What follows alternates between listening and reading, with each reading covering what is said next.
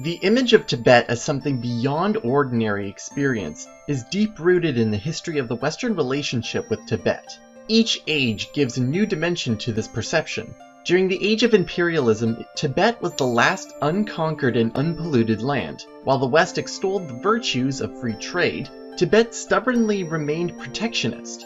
Tibet held a deep fascination for countless numbers of soldiers, travelers, and colonial officers.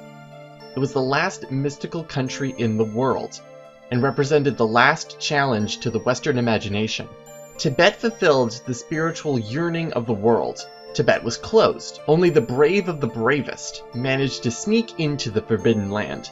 With a description like this, there could be the possibility of a mythical civilization untouched by the outside world synonymous with Tibet, and this is where Shangri-La appears. The legend of Shangri-La, as well as the word, is surprisingly recent, as it first appeared in James Hilton's book Lost Horizon in 1933, where it first caught the attention of the Western world. Set in the troubled years before World War II, the book tells of a community of a lamasery, a monastery for Tibetan lamas, in the lost Tibetan valley of Shangri-La, cut off from the world and from time. All the wisdom of the human race is contained in this place, in the cultural treasures stored, and in the minds of the people who have gathered here in the face of an imminent catastrophe. In the novel, a group of Westerners are rescued by plane from war and chaos in Central Asia, only to crash land in a remote valley surrounded by the highest mountains in the world, believing the plane has progressed far beyond the western range of the Himalayas,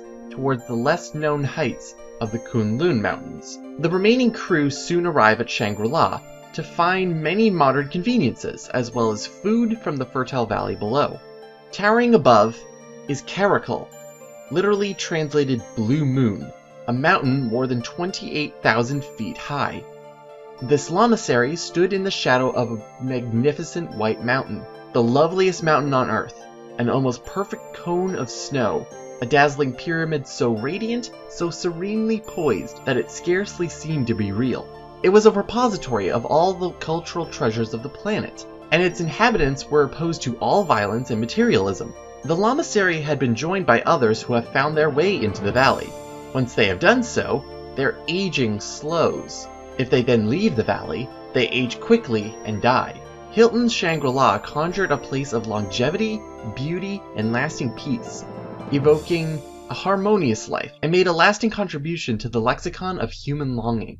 However, Shangri-La's story may actually have roots lying deep in much older times. The myth of a lost Tibetan paradise came to the notice of Europeans in the 1580s, when travelers to the court of the Mughal Emperor Akbar heard strange and wondrous tales of a remote Himalayan world. Although the story is told in a Buddhist text and is considered Tibetan, the tale seems to have been recorded first in India in 962 CE. The tale is that there is a land behind the Himalayas full of peace and harmony, where an isolated people live in accordance with Buddhist precepts, preparing for the day when the world will be ready to live in peace. The kingdom is in the shadow of a white crystal mountain, approachable only through a ring of peaks. Next to the mountain are a lake and a palace. Here the wisdom of humanity is conserved, ready to save the world when needed. This land is known as Shambhala, which in Sanskrit means tranquil certain. It is mentioned in various ancient texts, including the Kalachakra Tantra, or Wheel of Time teaching, and the ancient texts of the Sangshung culture, which predated Tibetan Buddhism. Shambhala gradually came to be seen as a Buddhist Pure Land, a fabulous kingdom whose reality is visionary or spiritual as much as physical or geographic. It was in this form that the Shambhala myth reached the West, where it influenced non-Buddhist, as well as Buddhist spiritual seekers, and to some extent popular culture in general. A prophecy surrounds Shambhala. The prophecy of Shambhala states that each of its 32 kings will rule for 100 years. As their reigns pass, conditions in the outside world will deteriorate. Men will become obsessed with war and pursue power for its own sake, and materialism will triumph over all spiritual life. Eventually, an evil tyrant will emerge to oppress the earth in a despotic reign of terror. But just when the world seems on the brink of total downfall and destruction, the mists will lift to reveal the icy mountains of Shambhala. Then the 32nd king of Shambhala, Rudrakakran, will lead a mighty army against the tyrant and his supporters, and in a last great battle they will be destroyed and peace restored. However, even with this prophecy, Shambhala cannot truly be declared a place geographically, as this prophecy also can be taken spiritually. No one knows where Shambhala is. Although it is said to exist, people cannot see it or communicate with it in an ordinary way. Some people say it is located in another world, others that it is an ideal land, a place of the imagination. Some say it was a real place, which now cannot be found. Some believe there are openings into that world which may be accessed. Whatever the truth of that, the search for Shambhala traditionally begins as an outer journey that becomes a journey of inner exploration and discovery. Shambhala may not have an actual location, but Shangri-La is another story. In Lost Horizon, Hilton was careful to never reveal the location of Shangri-La. Instead, it was left to other officials. In 2001, the secretary of the Deccan Prefectural Committee in the Communist Party of China convinced China State Council to change the name of the Zhangdian County to Shangri-La, claiming that it was the most probable setting for Hilton's story. Of course, this was not without controversy. Other counties and prefectures also had claimed Shangri-La as its own home ground.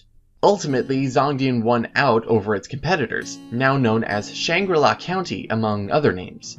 The reason for establishing Shangri-La as an actual area was because people wanted to turn Shangri-La's mystical appeal into commercial potential, branding the famous name to develop tourism. Zhangdian County is in the northwestern area of the Yunnan province, and is argued as being a good selection for where Shangri-La could be. There are, in fact, parallels between the fictional places in James Hilton's novel and the geographical features of this region. Sacred summits, waterfalls, fecund valleys, and sprawling monastic communities. Many of the destinations are truly extraordinary places, inherently worthy of both protection and enjoyment. Shangri-La remains a contentious idea, however, but the course of its economic development is foremost a matter for its inhabitants to decide. Today, Shangri-La is seen both as a place and as an era of enlightened consciousness. The appeal of the tales of Shambhala and Shangri-La lie in their connection both with being a paradise and also a fear of what the future will bring, both recognizing it and alleviating that fear. And this appeal is universal. The stories reflect our desire that something of our world will survive, and that our connection with our past will not be entirely erased, even as we move faster and faster into an uncertain future. These are tales that we still need to believe in today.